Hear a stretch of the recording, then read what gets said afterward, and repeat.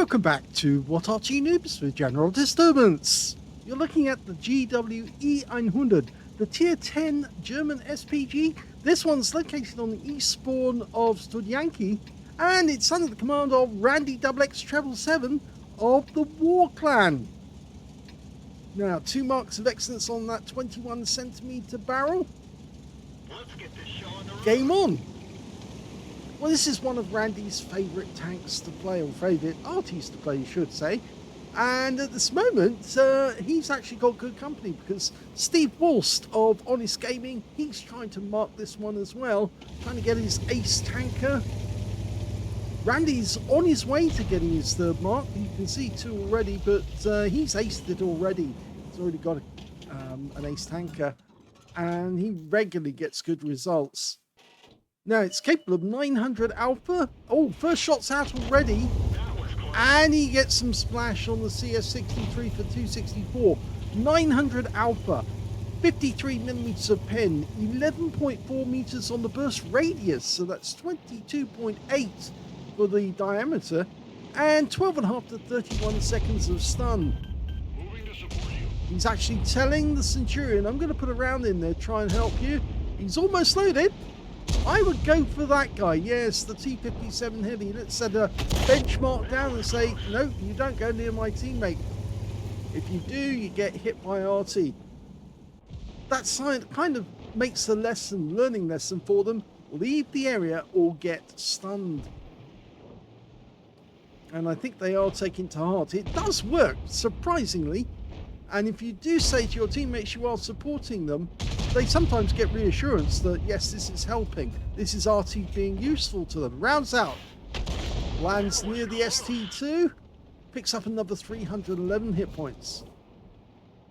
The other trick, of course, which, of course, randyxx777 knows, is to actually try and stun enemy tanks that are actually in sight of your teammates. Because if you hit those guys, more than likely you're going to get some stun assists. Because the moment the enemy is stunned, they're vulnerable.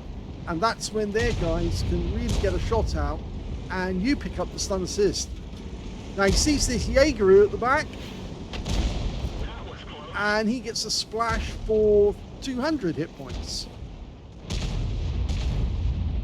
You can just keep pumping those rounds in to do the damage. That Centurion at this moment feels warm and happy, but another enemy has turned up, and it's this time is the ST2.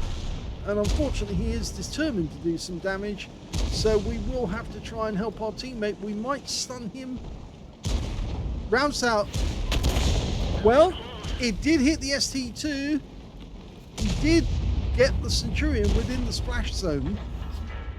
But it looks like the Centurion got his stun off very quickly. And the ST2 didn't. So we got some stun assist off that one. Or did we? No, we didn't. Oh, yes, we did. Sorry. Over 600 stun assists, so yes, that was worthwhile. Our Centurion's in deep trouble though, because the mouse wants a piece of it. So we're going to fire in again. And again, the ST2 gets hit, and he's out the game. So we kept the Centurion alive, but I'm not sure how long we will. We've got to hit the mouse now.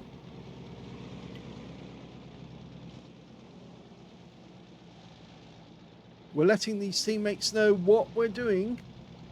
Of course, that's another thing. A lot of players say, well, Arty never communicates, but you only have to look at the chat and you can see that Arty is actually laying messages down saying what we're targeting, we're marking our targets, what we're targeting, and when we can shoot next. That's one of the features that you can actually put onto your into your mods, so that it notifies automatically the moment you target an enemy vehicle. Well, we've done so well on the south flank that the enemy cap area is now starting to get hit. That 121B is pulling back. The Viz 55 was the one that he got requested to fire at. He's gone. We've lost the 121 in sight. So we've gone back to this mouse who's still hanging around on that corner. Rounds out. Well, that was a good shot because it splashed him for 278, and he keeps him there in that position. Obviously, whilst he's behind that wall, he can't be hit. But now he's pulled back out because he's fixed his tracks. Now he's vulnerable. Moving to cover your flank. We're still telling the Centurion that we're working for them. We're 5 up on the enemy at the moment. I think the enemy up here are now starting to realise they might have to turn around and defend their camp area. Rounds out in the Jaeger. Direct hit. So the Jaeger is stunned at this moment. Our teammates are moving up so they can get shots on these guys. So the ones at the back who are presently not doing anything, and the Jaeger just took a round. So we're picking up stun assist off him. In fact, that's 2 rounds that have hit the Jaeger. We're almost loaded. Standard reload for this Arty, 37.39 seconds. You can see here that Randy has got a reload of 28.85. And another enemy tank goes down thanks to his help. Although this time round he did splash the 907 as well as the Action 10.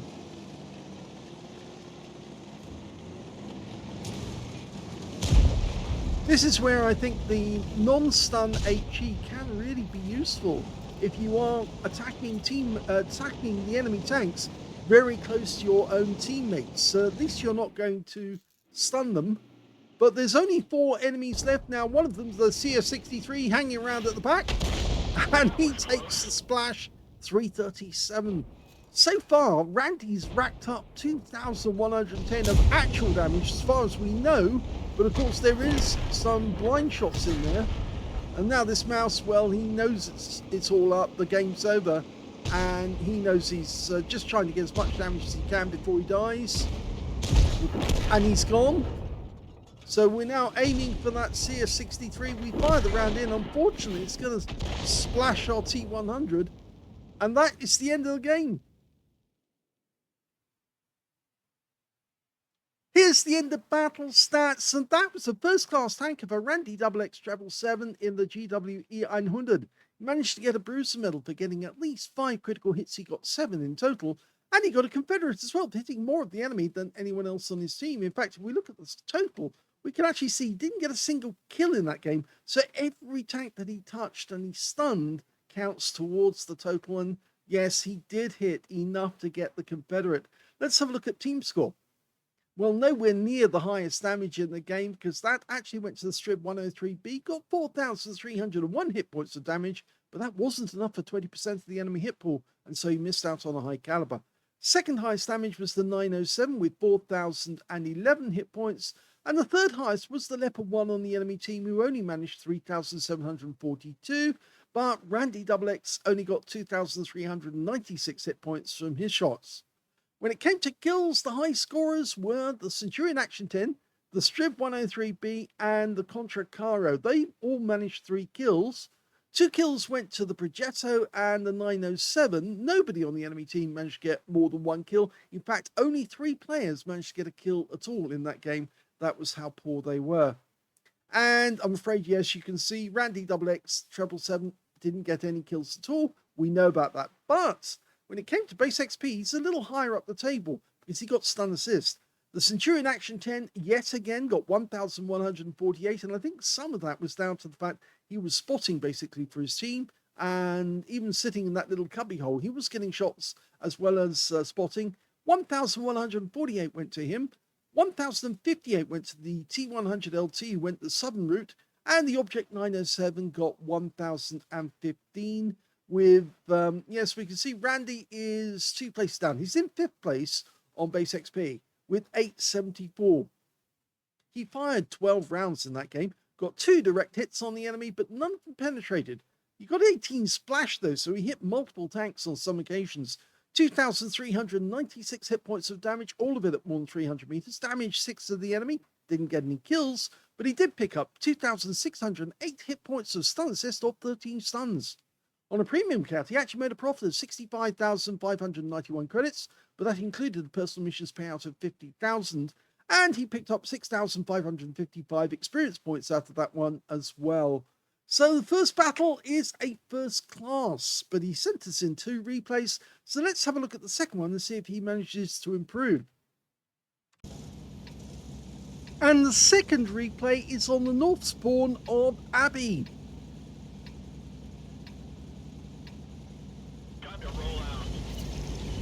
And somebody's looking to buy a premium tank. I think it's the Manticore driver wants a premium. Okay, well, off we go. Got an Object 261 on our team. On the enemy team, they've got a Batchat 155-58 and a Conqueror gun carriage. So let's see the Battle of the Arty commence, because there's one of each type on each team. Well, not on each type on both teams, but different types on different teams. Now this is a good tactic. I always like this one, shooting down the river road straight to start with. Ooh, what nice 386 right into a strib. Kind of upsets them when they get hit like that by RT straight away. Okay, the strib has decided to go defensive even after getting hit by Arty, and now we're getting stun assist off him as well. So time to actually put another round into him and stun him again. And let's see what we can do this time. That was the other Arty on our team. Another hit, 388, and he's out the game just like that. Manticore got him. Okay, who's next? There are a couple of, well, it's 3 enemy tanks coming up the river road at the moment.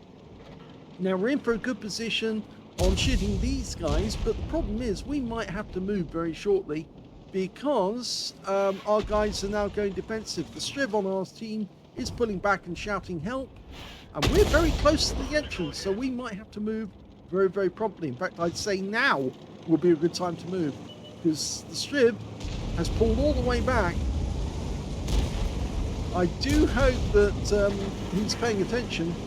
The enemy is kind of jockeying to defend that corner. Yeah, can we get a shot in there? Okay, rounds out the BZ. Hits the rock facing stand, and that's the last round he's going to fire from this position, because I think he is going to... Oh, what is he doing? Is he moving back into the corner? I'm not sure that's a good idea.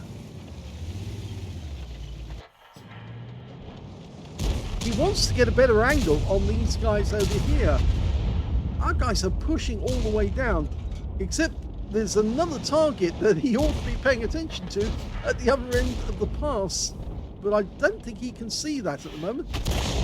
Next round splashes the FP4201. Looks like our teammates or the enemy turned around and actually went the other way round, and that could be because they suddenly realized that they were starting to lose on the other side. Now we've got an enemy light tank coming in. He's probably going to go after the Object 261 first. You know, wipe him out because he's a 3-shot autoloader with a 105mm. Yes, he's just killed the 261. Our round has just gone into the 2 of those tanks at the enemy other end. But we're now in trouble because the AMX 13105 is very close to our cap. We're equal on numbers at the moment, but our Panzerwagen needs to get his act together and hurry to kill the AMX 13105, or we're going to be toast. Now the Panzerwagens come behind us,